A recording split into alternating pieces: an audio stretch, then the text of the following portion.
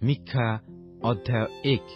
ଜିହୁଦା ଦେଶୀୟ ଯୋଥମ, ଆହସ ଓ ହିଜକିୟ ରାଜାମାନଙ୍କର ଅଧିକାର ସମୟରେ ମୋରେଷ୍ଟିୟ ମିଖାଙ୍କ ନିକଟରେ ସଦାପ୍ରଭୁଙ୍କର ଏହି ବାକ୍ୟ ଉପସ୍ଥିତ ହେଲା। ସେ ସମରିଆ ଓ ଜିରୁସାଲମ ବିଷୟରେ ଏହି ଦର୍ଶନ ପାଇଲେ।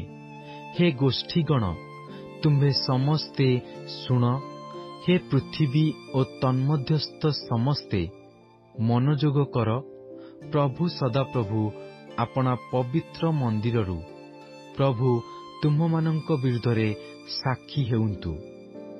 କାରଣ ଦେଖ, ସଦାପ୍ରଭୁ ଆପଣା ସ୍ଥାନରୁ ବାହାରି ଆସୁଅଛନ୍ତି ଓ ସେ ଓହ୍ଲାଇ ଆସି ପୃଥିବୀର ଉଚ୍ଚ ସ୍ଥଳୀ ସକଳ ଉପରେ ଗମନ କରିବେ।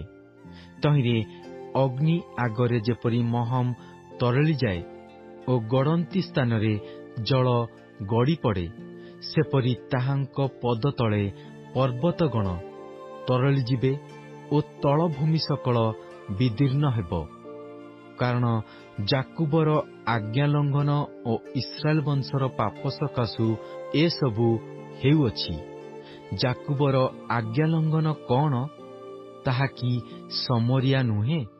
ଓ ଜିହୁଦାର ଉଚ୍ଚ ସ୍ଥଳୀ ସକଳ କଣ? ସେସବୁ କି ଜିରୁସାଲମ ନୁହେଁ? ଏଥିପାଇଁ ଆମ୍ଭେ ସମରିଆକୁ କ୍ଷେତ୍ରସ୍ଥ ଢିପି ଓ ଦ୍ରାକ୍ଷଲତା ରୋପଣର ସ୍ଥାନତୁଲ୍ୟ କରିବା, ଆଉ ଆମ୍ଭେ ତହିଁର ପ୍ରସ୍ତର ସକଳ ଉପତ୍ୟକାରେ ପକାଇ ତହିଁର ଭିତ୍ତିମୂଳ ଅନାବୃତ କରିବା। ପୁଣି ତାହାର ଖୋଦିତ ପ୍ରତିମା ସକଳ ଖଣ୍ଡ ଖଣ୍ଡ କରାଯିବ ଓ ତାହାର ବର୍ତ୍ତନ ସକଳ ଅଗ୍ନିରେ ଦଗ୍ଧ ହେବ। ଆଉ ଆମ୍ଭେ ତାହାର ଦେବତା ସକଳକୁ ଧ୍ୱଂସ କରିବା। କାରଣ ବେଶ୍ୟାର ବର୍ତ୍ତନ ଦ୍ୱାରା ସେ ତାହା ସଞ୍ଚୟ କରିଅଛି ଓ ତାହା ପୁନର୍ବାର ବେଶ୍ୟାର ବର୍ତ୍ତନ ହୋଇଯିବ। ଏଥିସକାଶୁ ଆମ୍ଭେ ବିଳାପ ଓ ହାହାକାର କରିବା। ଆମ୍ଭେ ବିବସ୍ତ୍ର ଓ ଉଲଙ୍ଗ ହୋଇ ବୁଲିବା। ଆମ୍ଭେ ଶୃଗାଳ ପରି ବିଳାପ କରିବା ଓ ଉଷ୍ଟ୍ର ପକ୍ଷୀ ପରି ଶୋକ କରିବା। କାରଣ ତାହାର କ୍ଷତ ଅପ୍ରତିକାର୍ଯ୍ୟ, ଯେହେତୁ ତାହା ଜିହୁଦା ପର୍ଯ୍ୟନ୍ତ ହିଁ ଆସିଅଛି। ତାହା ଆମ୍ଭ ଲୋକମାନଙ୍କର ନଗର ଦ୍ୱାର ଜିରୁସାଲମ ପର୍ଯ୍ୟନ୍ତ ହିଁ ପହଞ୍ଚୁଅଛି। ଗାଥ ନଗରରେ ଏ କଥା ଜଣାଅ ନାହିଁ, କିଛି ହିଁ ରୋଦନ କର ନାହିଁ। ବୈଥିଲି ଅଫ୍ରାରେ ଆମ୍ଭେ ଧୂଳିରେ ଗଡ଼ିଅଛୁ। ହେ ସାଫିର ନିବାସିନୀ, ତୁମ୍ଭେ ଉଲଙ୍ଗ ଓ ଲଜ୍ଜିତ ହୋଇ ଚାଲିଯାଅ। ସାନନ ନିବାସିନୀ ବାହାର ହୋଇ ଆସିନାହିଁ। ବୈଥେତ୍ସଲର ବିଳାପ ତୁମ୍ଭମାନଙ୍କଠାରୁ ତାହାର ଅବଲମ୍ବନ ହରଣ କରିବ। କାରଣ ମାରତ ନିବାସିନୀ ଭାବିତା ହୋଇ ମଙ୍ଗଳର ଅପେକ୍ଷା କରଇ, ଯେହେତୁ ଜିରୁସାଲମର ଦ୍ୱାର ପର୍ଯ୍ୟନ୍ତ ସଦାପ୍ରଭୁଙ୍କଠାରୁ ଅମଙ୍ଗଳ ଉପସ୍ଥିତ ହୋଇଅଛି।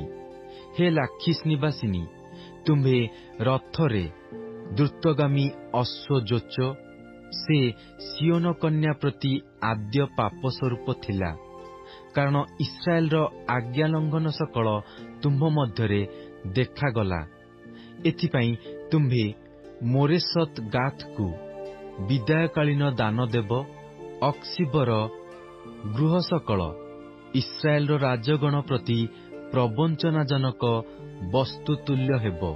ଆହୁରି ହେ ମାରେସା ନିବାସିନୀ, ଯେ ତୁମ୍ଭକୁ ଅଧିକାର କରିବ, ତାହାକୁ ଆମ୍ଭେ ତୁମ୍ଭ ନିକଟକୁ ଆଣିବା।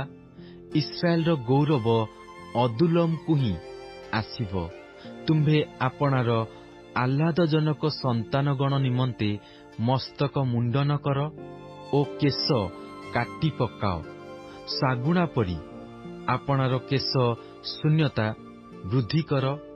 କାରଣ ସେମାନେ ତୁମ୍ଭ ନିକଟରୁ ନିର୍ବାସିତ ହୋଇ ଯାଇଅଛନ୍ତି।